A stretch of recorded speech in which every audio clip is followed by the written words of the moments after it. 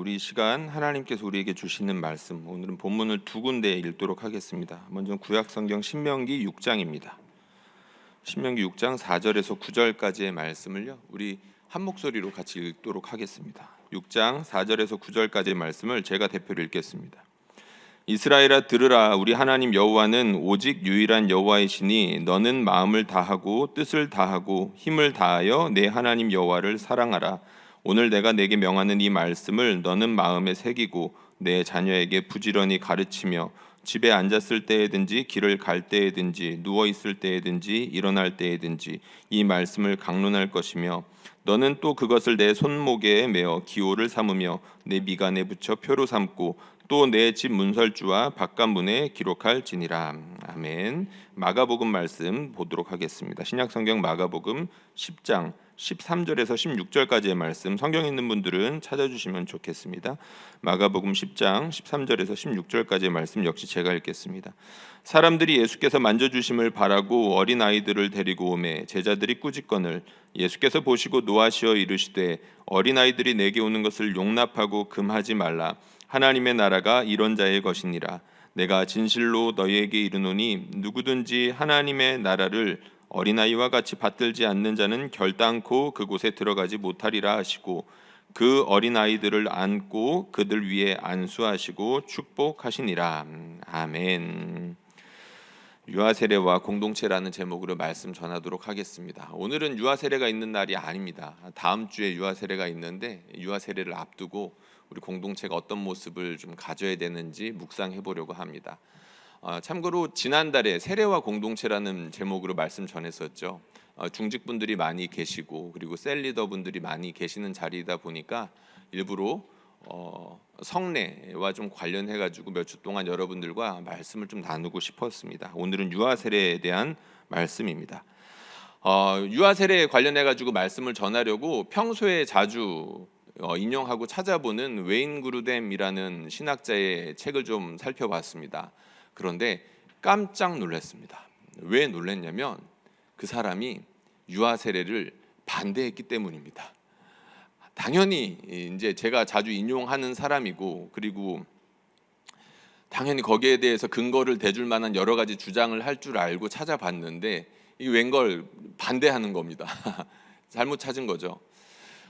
그런데 사실 유아 세례 같은 경우에는 개신교 진영 안에서도 굉장히 논쟁적인 부분이 많이 있습니다. 아마 여러분들 이름은 들어보셨을 텐데 마틴 로이드 존스라는 목사님이 있습니다. 이분도 유아 세례를 반대하는 대표적인 사람 중에 하나입니다. 유아 세례를 반대하는 이유가 있겠죠. 이유가 무엇이냐면 세례는 믿음과 회개의 표시라는 측면이 강하게 있습니다. 믿음과 회개를 표현하는 사람들한테 주는 거라는 겁니다. 그리고 그것을 하나님의 은혜로 인쳤다 확인시켜주는 그런 예식인데 아기들이 그거를 할 수 없다라고 주장을 하는 거죠. 아기들이 믿음이 있다고 고백할 수 없고 그리고 회개했다라고 이렇게 무엇으로 우리가 그것을 확인할 수 있느냐라고 주장을 하는 겁니다. 일리 있는 주장입니다. 물론 이게 이제 완전히 옳다라기보다는 일리 있는 주장이라는 겁니다. 그러면 유아 세례를 주는 근거도 있지 않겠습니까? 그것을 반대하는 중요한 근거들이 있기 때문에 우리가 특별히 유아 세례를 주는 것일 텐데 그러면 유아 세례를 주는 근거는 무엇일까요? 가장 중요한 것으로는 바로 언약, 좀 더 구체적으로 말하면 세대와 세대를 이어가는 하나님께서 주시는 영원한 언약에 있습니다. 하나님께서 한 사람 한 사람을 복 주시는데 하나님께서 선택하신 그 한 사람만 복을 주시는 것이 아니라 그 사람의 자녀들에게 복 주시겠다라는 말씀들이 꽤나 많이 있습니다. 구약 성경에 보면 특히 많이 있고요. 하나님께서 선택하신 백성, 이 공동체 가운데 대를 이어서 끊임없이 복 주시겠다. 여기를 떠나지 않고 영원토록 함께 해주시겠다라는 약속이 많이 있다는 겁니다. 그 약속을 따라서 우리 하나님은 신실하신 분이시죠. 그래서 우리가 그 약속을 따라서 우리 사랑하는 자녀들, 하나님께서 주신 선물과도 같은 자녀들인데 하나님이 나만 구원해 주신 것이 아니라 내 자녀도 반드시 구원해 주실 것이다 라는 것을 표로 표현한 것이 바로 유아 세례다라고 할 수 있다는 것입니다. 그리고 두 번째 근거가 있습니다. 이건 좀 명시적이진 않지만 그래도 나름 합리적인 근거라 할 수 있는데, 신약 성경에 보면, 특별히 사도행전에 보면 바울과 베드로가 세례를 주는 장면들이 몇 군데 나옵니다. 근데 거기에 보면 누구누구의 가정 이렇게 많이 나오거든요. 뭐 예를 들자면 이런 겁니다. 고넬료의 집에 세례를 주었다, 루디아의 집에 세례를 주었다, 빌립보 간수의 집에 세례를 주었다, 이런 표현들이 나옵니다. 그러니까 그런 표현들을 미루어 짐작해 보는 거죠. 집에 줬다, 가정에 주었다라는 것들을 보면 아마도 식구들 모두에게 세례를 베풀었다는 뜻 같은데, 거기에는 당연히 믿음의 고백이 있었겠지만 동시에 믿음의 고백을 하지 못하는 아이들도 있었겠거니라고 짐작할 수 있다는 거죠. 특별히 이 첫 번째 근거, 하나님께서 우리에게 복을 주시는데 대대손손 복을 주신다라는 약속의 근거에서 우리가 유아 세례를 준다, 이 정도는 우리가 기억을 하고 있어야 될 것 같습니다. 그런데 오늘 말씀은 사실 하나님께서 유아 세례를 우리에게 왜 명령하셨는지 그것도 있지만, 하나님께서 유아 세례를 명령한 그 공동체 가운데 이런 모습을 좀 가지고 있어야 돼. 유아 세례를 베푸는 교회라면, 공동체라면 이런 책임을 져야 돼라는 것을 여러분들과 나누고 싶었기 때문인데요. 여기에 대해서 제가 생각하고 있는 바를 너무나도 잘 정리해 준 책이 있어가지고 제가 한번 인용해 왔습니다. 한번 좀 보여주시면 좋겠는데, 다니엘 밀리오리라는 사람의 책입니다. 이거 한번 조금 작긴 하지만 같이 소리를 내서 한번 읽어보도록 하겠습니다. 시작. 유아 세례가 통상적인 사회적 의식으로 실행되고 있는지, 값싼 주술적 은혜의 형태로 실행되고 있는지 늘 살펴야 한다. 유아 세례가 허용되기 위해서는 예수 그리스도 안에서 드러난 하나님의 무조건적인 은혜를 선포함을 분명히 이해하는 것과 동시에 공동체와 부모에게 유아 세례를 받는 자녀를 믿음과 소망과 사랑의 삶 안에서 돌보고 양육하며 안내하는 책임이 있음을 분명히 드러내야 한다. 유아 세례가 이처럼 올바른 책임과 함께 실행된다면 이 성례를 창조와 구원에 있어 하나님의 은혜의 주도권을 나타내는 표지가 된다. 아멘. 너무나 맞는 말이고 동의하는 바입니다. 여러분들에게 꼭 소개해주고 싶은 문구였었습니다. 유아 세례가 실행이 되려면 합당한 책임과 함께 제시가 되어야 된다라는 거죠. 유아 세례는 방금 우리가 읽은 것처럼 하나님의 은혜로운 주권을 표현합니다. 우리가 세례를 줄 때 하나님께서 나뿐만이 아니라 내 사랑하는 자녀도 선택하셨구나라는 것들을 그 장면을 통해서 우리가 확인할 수 있다는 거죠. 약속이 이렇게 예식으로 드러나는 겁니다. 야, 하나님께서 우리 가운데 이렇게 복을 주셨어. 하나님이 내 자녀에게도 이렇게 복을 주셨어라는 게 드러난다는 거죠. 그리고 동시에 거기에 참여하는 1차적으로는 부모님이 되겠죠. 부모님에게 하나님께서 이렇게 특별한 선물을 주셨는데 당신에게 책임이 있어요 라는 것을 부여한다는 것을 우리가 잊지 말아야 됩니다. 그리고 영적인 가족인 우리 공동체 역시 마찬가지로 책임이 부여된다는 것을 기억해야 되겠죠. 하나님께서 복 주신 이 자녀, 하나님께서 선물로 주신 이 자녀를 우리가 믿음으로 키워야 돼. 하나님께서 우리에게 주신 명령이야 라는 것을 우리가 함께 확인하고 다짐하고 결단하는 시간이 유아 세례 시간이 되어야 된다는 겁니다. 오늘 여기에 대해서 좀 살펴보려고 합니다. 하나님께서 우리에게 복을 주시는데 공동체가 어떤 책임을 가져야 되는지, 어떤 모습으로 우리 자녀들을 키워야 되는지에 대해서 세 가지 정도만 좀 살펴보려고 하는데, 두 개의 본문을 저희가 살폈죠. 이 두 가지 본문 모두 유아 세례를 뒷받침하는 중요한 본문이기도 하고 동시에 공동체의 책임을 부여하는 중요한 본문이기도 합니다. 뭐 다 살펴보면 좋겠지만 주제에 따라서 각각의 본문에서 하나씩 정도만 우리 공동체에게 어떤 책임이 부여되고 있는가를 말씀을 근거로 한번 살펴보도록 하겠습니다. 먼저 첫 번째로 살펴본 성경 본문은 우리가 신약 성경에 있는 부분을 좀 생각해 보려고 합니다. 예수님께서 우리 아이들을 축복하신 장면, 안수하신 장면. 우리 예수님께서는 아이들을 환영하셨거든요. 환대하셨고 기뻐하셨고 아이들에게 안수해 주시기까지 하셨습니다. 이런 거 보면 우리 아이들에게 무슨 믿음과 회개의 표지가 있어서 아이들을 분명히 예수님께서 축복하셨던 건 아닌 것으로 보이죠. 그저 아이이기 때문에 하나님께서 창조하시고 사랑하시는 아이들이기 때문에 예수님께서 무조건적으로 이들을 받아주셨구나라는 것들을 이해해 볼 수 있습니다. 그런데 본문이 흥미롭습니다. 왜 흥미롭냐면 예수님께서는 이 아이들을 굉장히 환영하려고 하시는데 중간에 끼어드는 사람들이 있죠. 제자들입니다. 의외죠. 예수님의 제자들이라면 예수님의 생각과 가치에서 이 아이들을 환영해야 될 것 같은데 아이들을 환영하는 것이 아니라 중간에 예수님과 아이들 중간에 서가지고 아이들 데려오는 어른들을 막 꾸짖고 있습니다. 애들은 가, 막 이런 거죠. 애들은 오지 마라고 하는 겁니다. 여러 가지 이유가 있겠지만 도움이 안 된다라고 생각했던 것 같습니다.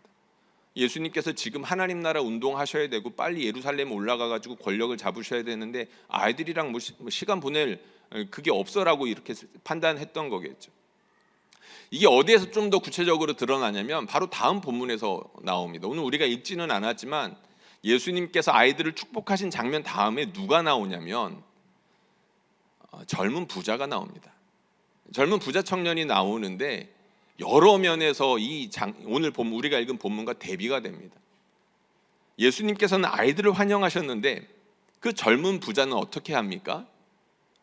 예수님께서 내치셨다라고 표현하기는 좀 그렇지만 젊은 부자는 예수님을 떠나갑니다.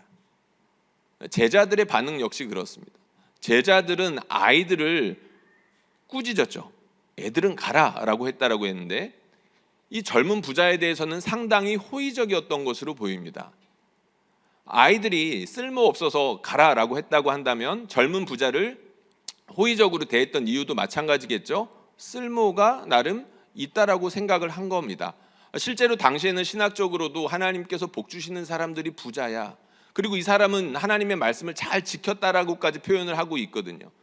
그런데 예수님께서는 좀 더 엄격한 기준을 제시하시죠.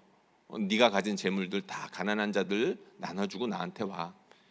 이거는 확실히 좀 특별한 계명입니다. 그 부자에게 해당하는 계명이었는데 어쨌든 예수님께서 그 사람에게 그렇게 말씀하셨죠. 대비가 된다는 겁니다. 아이들은 예수님께서 환영하시는데 남들이 다 환영할 것 같은 젊은 부자에 대해서는 엄격한 기준을 제시하시면서 그 젊은 부자가 떠나갔다는 점이죠. 여러분, 우리 교회는 어떤 모습을 가지고 있어야 될까요? 예수님께서 분명히 제시하시고자 하는 바가 너무나도 뚜렷합니다. 선명하다는 거죠. 예수님은 이 본문을 통해서 하나님의 나라는 어떤 곳인지를 제시하고 있는데 일반적인 사람들이 생각하는 것을 뒤집고 계십니다. 거꾸로 된 나라를 제시하고 계시죠. 아무것도 쓸모없을 것 같은 아이들, 정말로 무조건적으로 받아들이지 않는 이상 어른들이 신경 쓸 게 너무나도 많은 아이들은 환영하시고 축복하고 계신다는 겁니다. 그러면 우리도 마땅히 그러해야 되겠죠. 우리 자녀들을 향해서 어떤 책임이 부여되는가? 바로 이 책임입니다. 예수님께서 우리 자녀들을 무조건적으로 환영해 주셨던 것처럼 우리도 하나님께서 우리에게 주신 자녀들을 무조건적으로 환영할 수 있어야 됩니다. 우리의 자녀들이 예수님에게서 하나님의 따스한 품을 경험했던 것처럼 우리 자녀들이 우리 교회에 오면 따스한 품을 하나님으로부터 이렇게 하나님께 안긴다라는 것들을 느낄 수 있어야 된다는 거죠. 우리 자녀들 집에서 환영받고 있죠.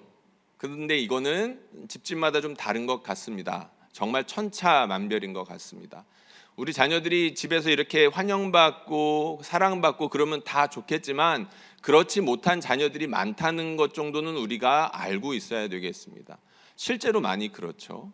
학교에서는 또 어떨까요? 우리 학교에서도 여러 가지 이유 때문에 소외당하고 혼자 있어야 되는 아이들이 의외로 있습니다. 외모 때문에 그럴 수 있겠죠. 그리고 부모의 재산 때문에 그럴 수도 있겠죠. 주눅 들어서. 그리고 성적 때문에 그럴 수 있겠죠. 성적 때문에 이제 나는 필요 없어. 아니면 아이들이나 선생님들이 대놓고 무시할 수도 있으니까요. 성격 때문에 그럴 수도 있습니다. 성격이 유별난 친구들이 많잖아요. 그러면 어울리기도 힘들고 선생님도 어른으로서 받아들이기 어려울 때가 있을 겁니다. 그러다 보면 자연스럽게 멀어지고 소외가 되는 경우들이 있겠죠. 질병, 장애는 또 어떨까요?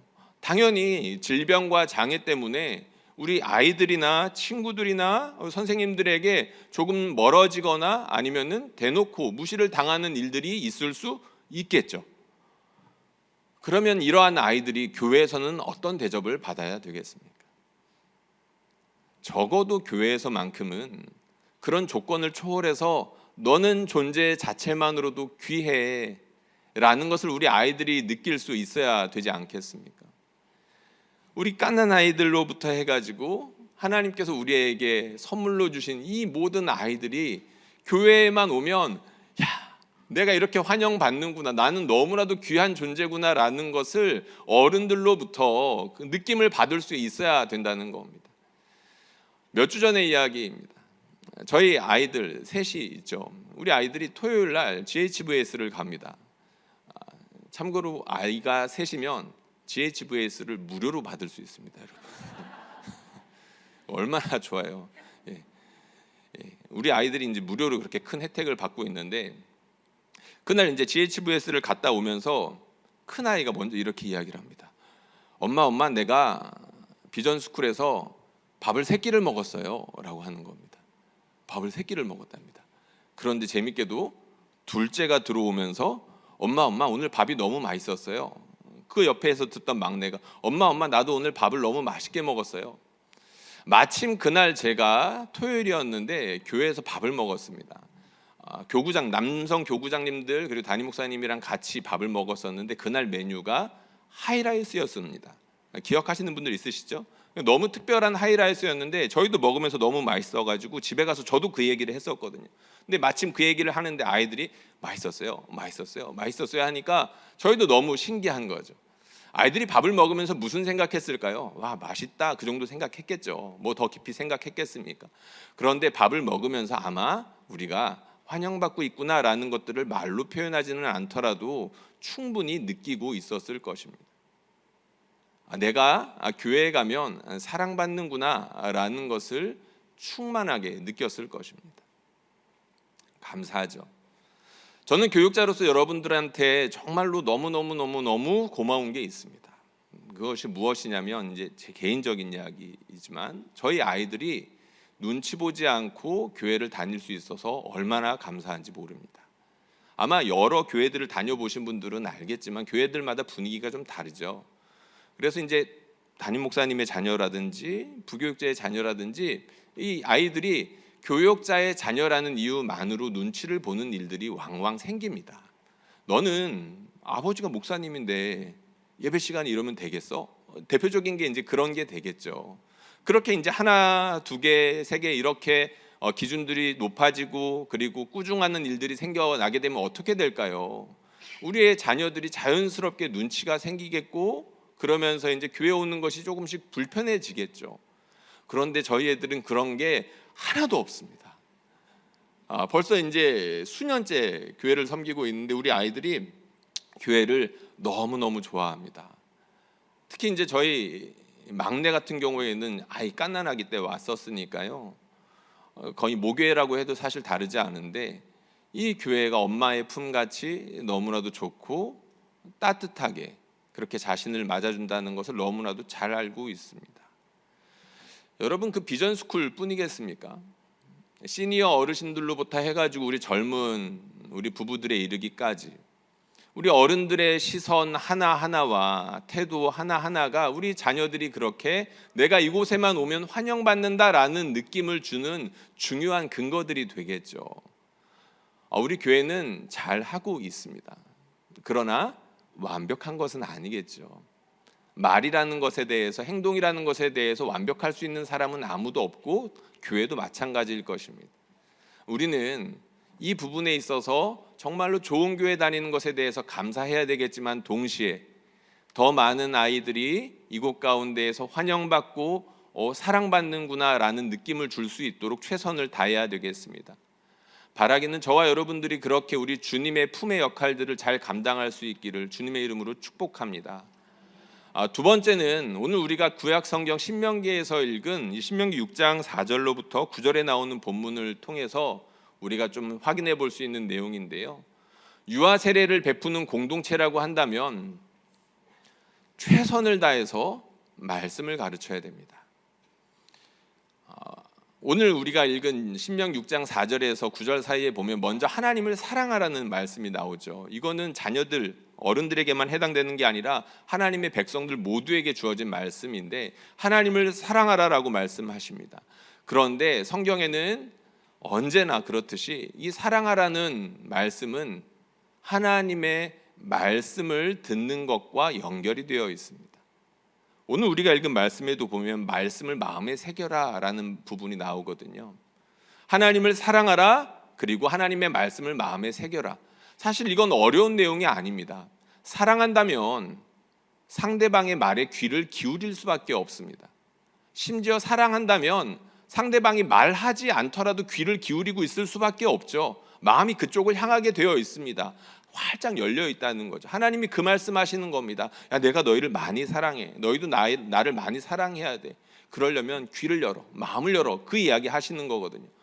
그런데 그 말씀을 향하여서 내 마음에 새기기 위해서 귀를 열고, 그리고 모든 시간, 모든 수단을 통해 가지고 우리가 항상 하나님을 사랑해야 됩니다. 그런데 거기서 그치는 게 아니라 이것이 세대가 세대를 이어가야 된다라고 말씀을 드렸죠. 하나님께서 복을 주시는데 나에게만 복을 주시는 게 아니라 공동체의 세대의 세대를 이어서 주신다는 것을 이런 식으로 표현을 하고 계시는 겁니다. 하나님이 너희에게 복 주셔. 너뿐만이 아니라 너희 자녀들에게도 복 주셔. 그렇다면 너희 자녀들도 그분의 말씀에 귀를 기울일 수 있도록 열심히 노력해야 돼. 이 말은 당연히 본을 보이라는 것도 포함이 되겠죠. 우리 7절과 8절과 9절 말씀 한번 같이 읽어보도록 하겠습니다. 이 말씀 같이 소리내서 읽겠습니다. 시작. 내 자녀에게 부지런히 가르치며 집에 앉았을 때든지 길을 갈 때든지 누워있을 때든지 일어날 때든지 이 말씀을 강론할 것이며 너는 또 그것을 내 손목에 매어 기호를 삼으며 내 미간에 붙여 표로 삼고 또 내 집 문설주와 바깥문에 기록할지니라. 아멘. 이 명령은 일단 부모님들에게 주어지는 말씀이라고 할 수 있겠죠. 아까도 처음에도 말씀드렸던 것처럼 우리 사랑하는 자녀들 유아 세례를 베푸는데 부모에게 하나님께서 책임을 부여하십니다. 1차적인 책임은 분명 부모에게 있을 것입니다. 그러나 동시에 영적인 가족 공동체로 불러주신 이 교회에도 이 책임이 동일하게 부여가 됩니다. 말씀을 가르쳐야 되는데 모든 시간 동안 우리가 여기에 염두에 두고 있어야 된다는 것을 분명히 말하고 있죠. 모든 시간. 우리의 삶 전체가 하나님의 말씀을 향하여 열려있고 반응하지 않으면 당연히 우리의 자녀들이 그렇게 할 수 없겠죠. 이거는 우리의 자녀들에게 방법론적으로 다가가서 해결될 수 있는 문제가 아닙니다. 여러분들이 어른으로서 그리고 영적인 부모로서 우리의 자녀들 앞에서 말씀에 어떻게 반응하고 사는지, 아침에 일어나서부터 잠을 잘 때까지 하나님과 어떤 관계를 맺고 있는지를 보여줄 수밖에 없습니다. 고스란히 드러날 수밖에 없겠죠. 그게 아이들에게 전달이 되는 겁니다. 미간에도 말씀을 붙이고 손목에도 붙이고 이렇게 말씀을 하겠지만 모든 시간, 모든 수단을 통해 가지고 하나님의 말씀을 가르치라는 것 아니겠습니까? 부모 세대된 입장에서 인격적으로 하나님과 관계 맺는 것, 내 삶 전체를 하나님께 드리는 것을 아이들에게 보여줄 수 있고 전수해 줄 수 있어야 된다는 것이겠죠.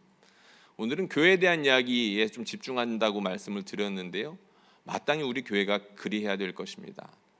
주일에 아이들에게 1시간 예배 드리고 20분, 30분 공과 공부하는 것으로 모자라는 것을 너무나도 잘 알기 때문에 저희가 많은 돈도 드리고 많은 인력도 드리고 그리고 많은 정성을 쏟아서 토요일 날 저희가 비전스쿨 운영하고 있죠. 그리고 저희가 기도 시간을 바꿨습니다. 우리 기도 시간을 바꿨는데 금요일 날 9시 하던 거를 8시로 옮겼습니다. 왜 그렇게 옮겼습니까?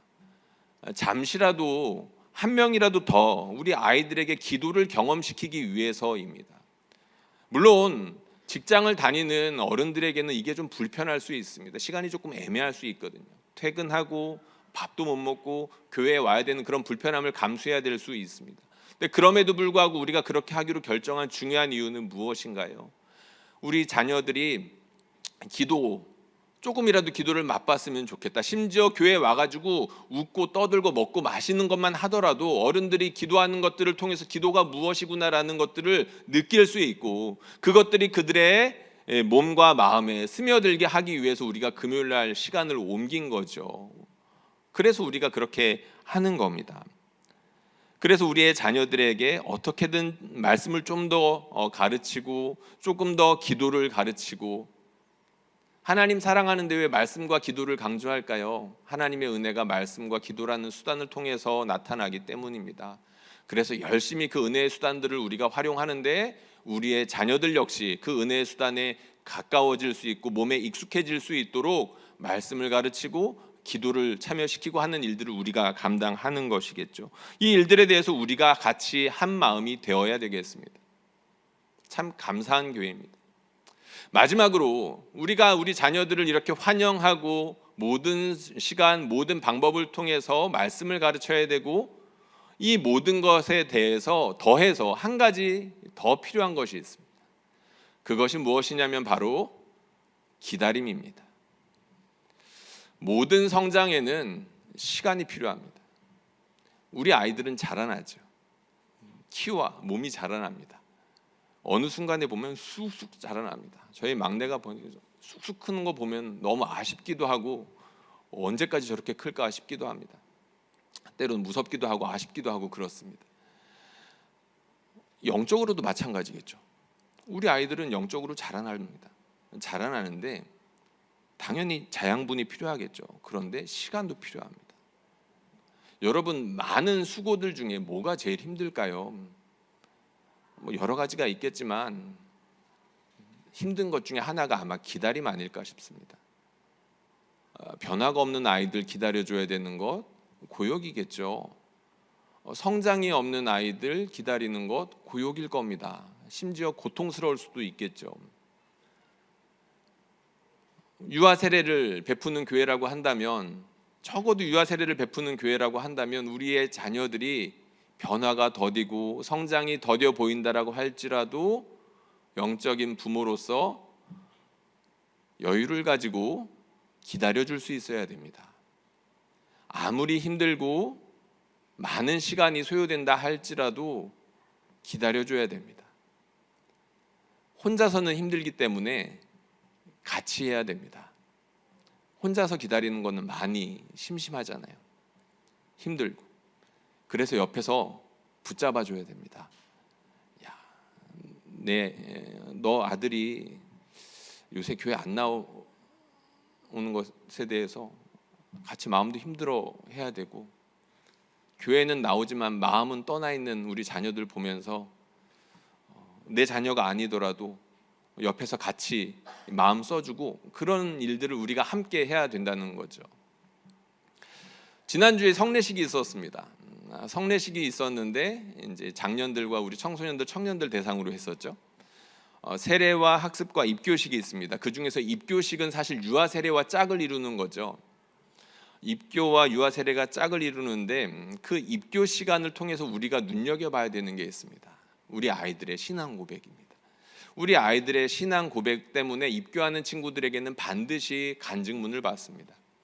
근데 이 간증문을 보거나 아니면은 대표로 이 친구들이 간증할 일이 있을 때 그것을 귀 기울여 듣다 보면 하나님의 신실하심을 목격할 수가 있습니다. 우리 하나님께서 유아 세례 때 내 믿음에 근거해서 하나님께서 믿는 사람의 자녀들에게 복 주신다라고 이 물세례를 통해서 표현해 주셨는데, 입교 시간을 통해 가지고 우리가 그것을 확증해서 볼 수 있는 겁니다. 그 10여 년이 지나는 시간 동안 온갖 풍파가 있었을 것이고, 심지어 교회를 떠나는 시간도 있었을 것이고, 부모를 괴롭히고 교회를 속썩이는 아이들도 있었겠지만, 그 입교 시간 가운데 서 있는 것을 통해서 우리 하나님께서 이 아이에게 복 주시고, 그냥 이 아이와 함께 해주신 것뿐만이 아니라 하나님께서 우리에게 복 주셨다는 것을 두 눈으로 똑똑히 확인할 수 있는 너무나 은혜로운 시간이라는 거죠. 지난주에 간증했던 분들 중에 우리 한 청년이 입교 간증을 했습니다. 그 친구의 간증을 들으면서 엄마가 많이 울었을 것 같았습니다. 그래서 한번 좀 짓궂긴 하지만 한번 여쭤봤습니다. 간증을 들으시면서 어땠어요? 라고 여쭤보니까 울음을 참고 똑똑히 듣느라 힘들었어요. 그러니까 한마디 한마디도 놓치지 않으시려고 눈물이 나도 일부러 꾹 참고 들으셨다는 거죠. 주변에서 이제 그분과 함께 교제를 하는 다른 집사님들의 이야기들도 여러 들었습니다. 그런데 이제 다른 집사님들은 이제 그 간증을 들으면서 오히려 더 많이 울었다는 이야기들을 해주셨습니다. 왜 울음이 날까요? 이 엄마가 어떻게 마음고생했는지 아니까요. 그리고 함께 기도해 왔다는 것을 그 눈물이 증거하는 것 아니겠습니까? 우리가 그 시간들을 통해서 하나님께서 우리 가운데 복 주신다는 것을 이 친구의 입술을 통해서 듣는 것이 얼마나 감격스러운지 함께 기다려온 사람들이라면 더 감격적으로 다가올 수밖에 없다는 거겠죠. 그래서 입교 시간이 기쁘고 즐거운 것입니다. 그래서 그 성례 시간이 특별하고 우리가 하나님을 더 높일 수밖에 없다는 것이겠죠. 우리 사랑하는 성도님들, 우리 교회 이런 일들이 이미 많이 일어나고 있지만 앞으로 더 많이 그랬으면 좋겠습니다. 그리고 특별히 다음 주에는 유아 세례식이 있습니다. 유아 세례식이 있어서 여러분들한테 몇 가지 부탁드릴 게 좀 있습니다. 특별히 우리 장로님들과 권사님들에게 부탁드리고 싶은 게 있습니다. 우리 자녀들은 할머니, 할아버지 사랑을 많이 받아야 건강하고 그리고 밝은 아이로 자라날 수 있습니다. 혈육의 자녀는 아닐 수 있겠지만 하나님께서 여러분들의 영적인 자녀들로 주셨다는 것들을 우리가 확인하는 특별한 자리입니다. 우리 장로님들과 권사님들이 많이 참석해 주셔가지고 어떤 아기, 어떤 집 아이가 이렇게 세례를 받는지 눈여겨 봐주셨으면 좋겠습니다. 그래서 마음으로 정말 원 없이 축복해 주셨으면 좋겠고, 할 수만 있다면 그 아이의 이름이라도 외우시면서 그 아이의 평생 가운데 하나님께서 복 주시기를 오랜 시간 동안 기도짝으로 그렇게 이어가 주실 수 있으면 너무나 좋겠습니다. 그리고 당장의 세례를 받는 우리 부부교구 부모님들과 그리고 그 부부교구에 있는 그 동료 성도들, 같이 셀 섬기는 성도들이 될 수도 있겠고 친구들이 될 수도 있겠죠. 당연히 많이 와야 되겠지만 그 자리 가운데에서 이 아이를 어떻게 믿음으로 섬겨야 될지 진지하게 다시 한번 고민하고 기도하고, 그리고 하나님께 내가 이 아이를 무슨 수가 있더라도 환영하겠습니다. 그리고 이 공동체가 이 아이를 환영하는 공동체로 만들도록 애쓰겠습니다. 모든 시간, 모든 수단을 동원하여서 우리 아이들에게 말씀 가르치기 위하여 저희가 헌신하겠습니다라고 헌신을 다짐할 수 있는 기회가 됐으면 좋겠습니다. 하나님께서 성령 부어주실 것입니다. 성령 부어주시면 우리가 그 책임을 넉넉하게 감당하도록 이끌어 주실 것입니다. 바라기는 우리 서울은영교회 공동체 가운데 하나님께서 대를 이어가며 그렇게 끊임없이 복 주시기를 주님의 이름으로 축복합니다.